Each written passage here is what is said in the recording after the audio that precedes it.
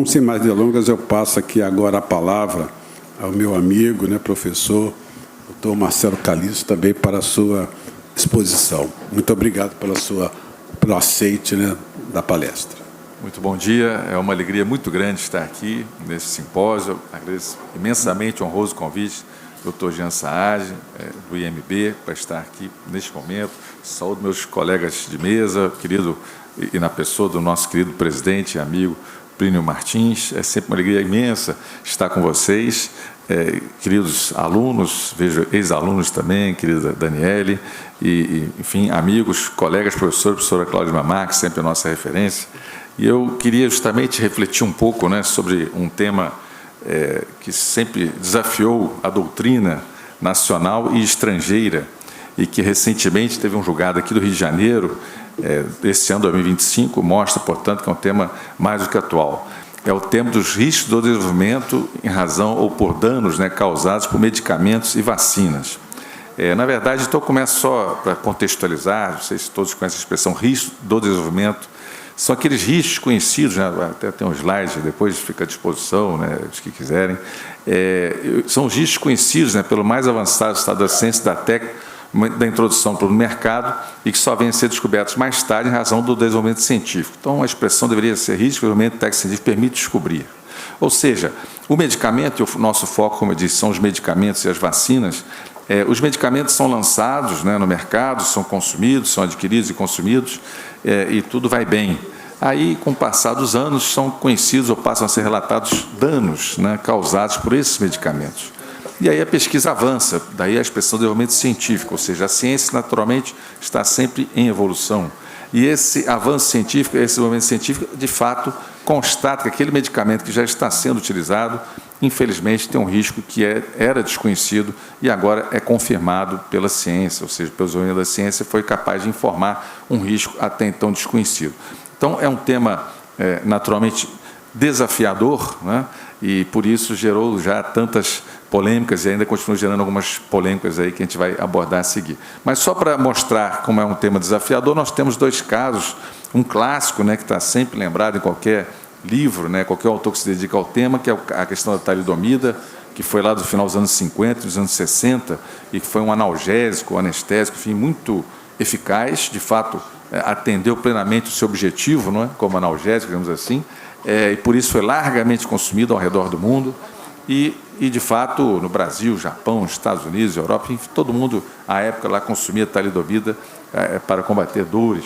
E, de fato, à medida que aumentava o consumo da talidomida, também começava a aumentar o número de crianças que nasciam deformadas, crianças cujos membros não se desenvolvem, e eventualmente também faltando dedos, os dedos, microdedos, enfim, que também não se desenvolvem. Isso naturalmente gera uma dificuldade muito grande de alimentação, de higiene dessas pessoas. Eventualmente as pernas também são atingidas, então dificuldade de locomoção. E aí, como esse número não parava de aumentar, ficou essa questão, mas por que será que essas crianças estão nascendo assim, depois serão adultos, que os membros não vão se desenvolver realmente? E aí a pesquisa justamente avança, e a pesquisa constata que essa talidomida, de fato, ela atravessa a placenta, então ela não pode ser tomada por mulheres grávidas.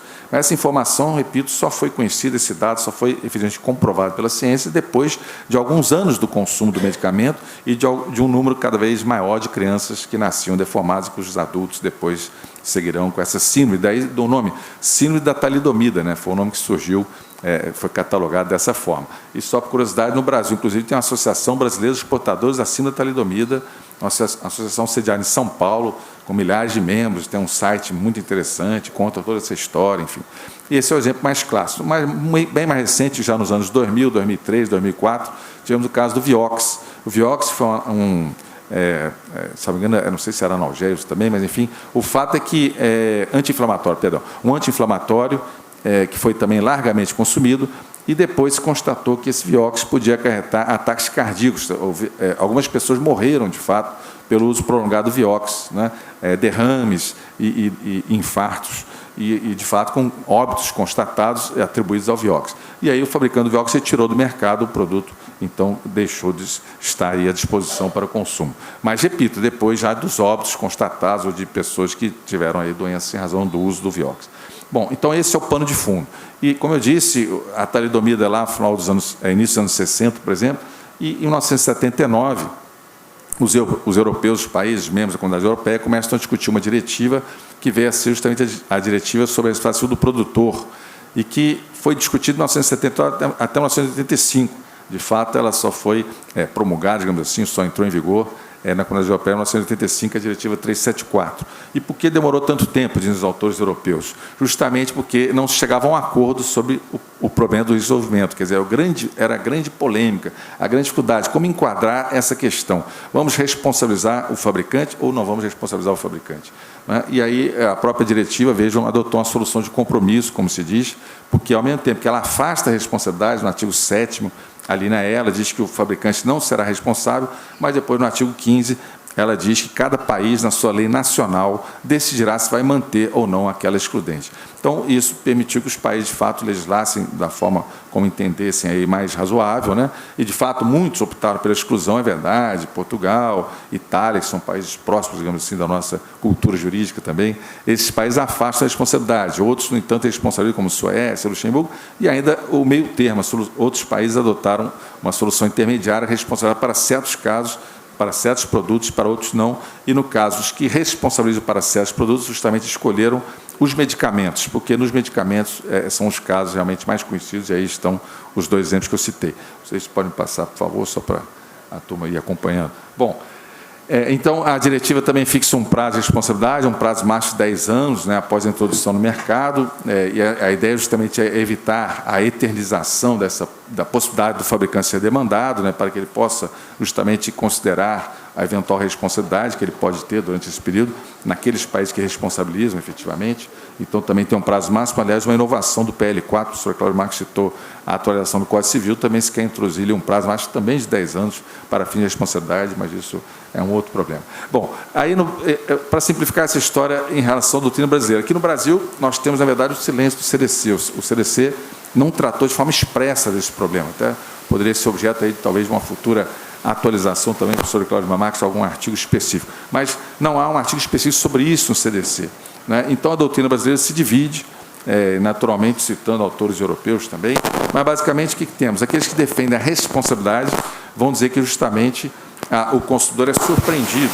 Né? O consumidor é surpreendido quando, usando o medicamento da forma indicada, da forma prevista na bula, né, e indicado pelo médico, ele vem a sofrer danos. Ele fala, esse dano é totalmente inesperado. Né? Imagina justamente as mães que usaram a talidomida, claro, pensando que fariam bem também para o feto, não teria nenhuma consequência. E, naturalmente, foram surpreendidos com a consequência do nascimento da criança portadora de assassino, por exemplo. O Vioxx também, pessoalmente usando, não queria nem pensava o risco do infarto, porque não era informado, não constava da bula.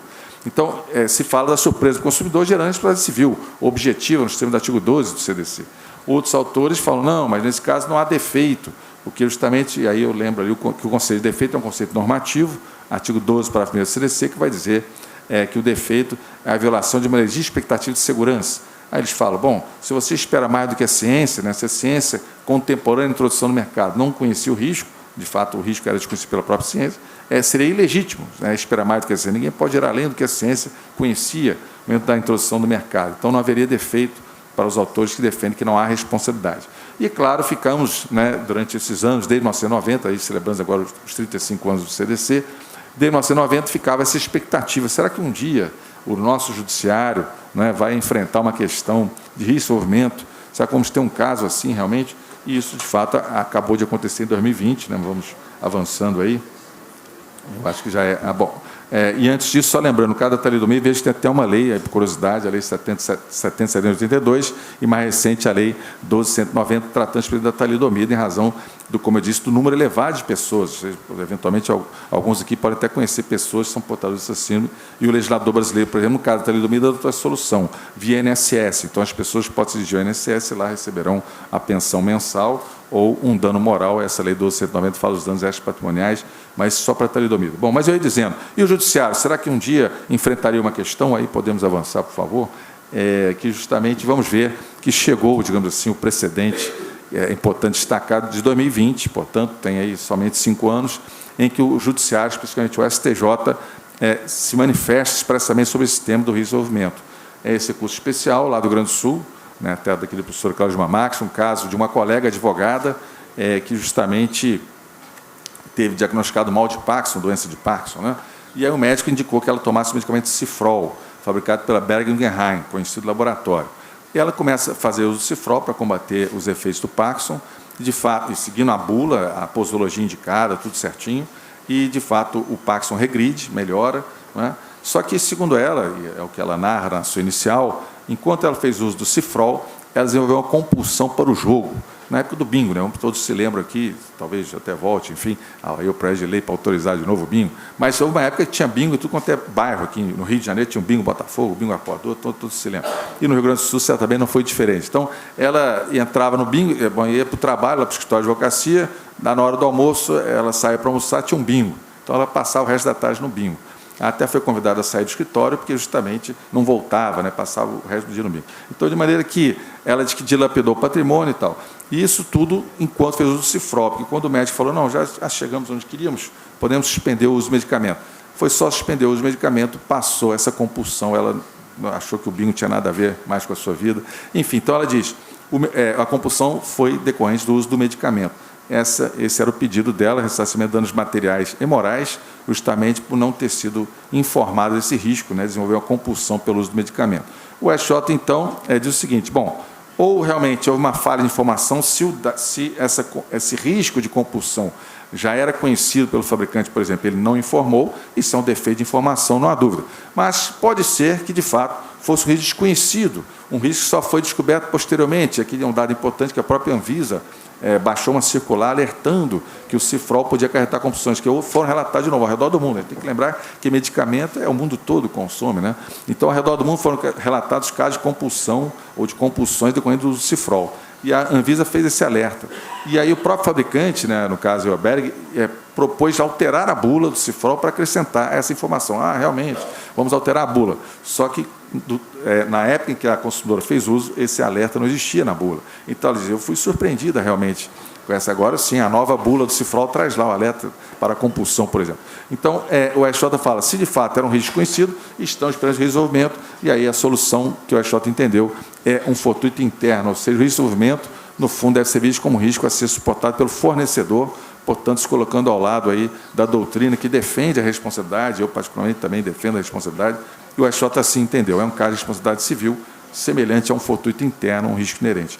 E agora sim, mais recente ainda este ano, maio de 2025, podemos avançar, por favor, temos um caso aqui do Rio de Janeiro, nosso TJRJ, Terceira Câmara de Direito Privado, julga esta apelação cível e o TJ aqui do Rio, inclusive cita o precedente do STJ, é uma referência expressa ao julgado que eu acabei de citar, é um caso aí das vacinas da época da pandemia, especificamente a vacina AstraZeneca, a Oxford AstraZeneca. O caso de uma promotora de justiça, membro do Ministério Público aqui do Rio de Janeiro, que veio a falecer, estava grávida de 23 semanas e acabou vindo a falecer, na verdade, o feto também perdeu, né? Enfim, perdeu o feto e logo depois ela falece, em razão justamente de tomar ou por ter tomado aí a vacina da AstraZeneca quando estava grávida. E, de fato, não havia essa informação, realmente. A AstraZeneca, ao disponibilizar a sua vacina, não informou que não podia se tomar por mulheres grávidas. Na verdade, até reconheceu que não foram feitos testes em mulheres grávidas durante a produção da vacina. Esses testes não foram realizados realmente. Bom, então haveria um risco aí que deveria ter sido informado, né, para que, assim entendeu o TJ do Rio, para que a consumidora optasse ou não por tomar a vacina naquele momento, ou seja, pelo fato de estar grávida, se ela tomaria ou não a vacina. Essa informação, de fato, não existia, né, e ela tomou vacina e aí 4 dias depois desenvolveu uma trombose, e aí perdeu o feto e depois acabou também falecendo em razão dessa trombose. O TJ aqui do Rio, especialmente a Terceira Câmara de Direito Privado, reconhece a responsabilidade do fabricante, justamente pela falta de informação, cita o precedente, né, do STJ e diz que é um caso de responsabilidade gerando aí danos materiais e morais. No caso, a ação foi movida pelos pais da promotora, né, o pai, a mãe e o irmão. Então, em favor aí dos pais, né, que seriam também avós, enfim, da criança, e, portanto, o irmão e tio, foram, então, ressarcidos danos materiais e morais pela perda do ente querido. portanto, é um julgado, mais um julgado, digamos assim, a favor da responsabilidade, então, pelas informações que não foram prestadas e que, podemos dizer, atribuídas a um desenvolvimento da própria ciência. De fato, só posteriormente, com os casos que foram relatados, é que a própria AstraZeneca passou a trazer informação que não poderia ser tomada também por mulheres grávidas. Enfim, eram essas reflexões que eu queria trazer, dizendo que o CDC, né, justamente, é uma lei, sempre continua sendo uma lei de vanguarda e que permite justamente trazer soluções muito interessantes em favor dos consumidores brasileiros. E com isso, o próximo slide, só de agradecimento também, disponibilizando o e-mail para quem quiser, eventualmente, mandar algum questionamento ou pedir os slides. Muito obrigado, agradeço uma vez o convite, agradeço a oportunidade de estar aqui. Doutor Jean, eu sou aqui contemplado no horário devidamente cumprido. O doutor Marcelo Calixto, realmente, com a sua capacidade, né, de conhecimento, abrilhantou aqui essa questão que hoje aqui volta, né?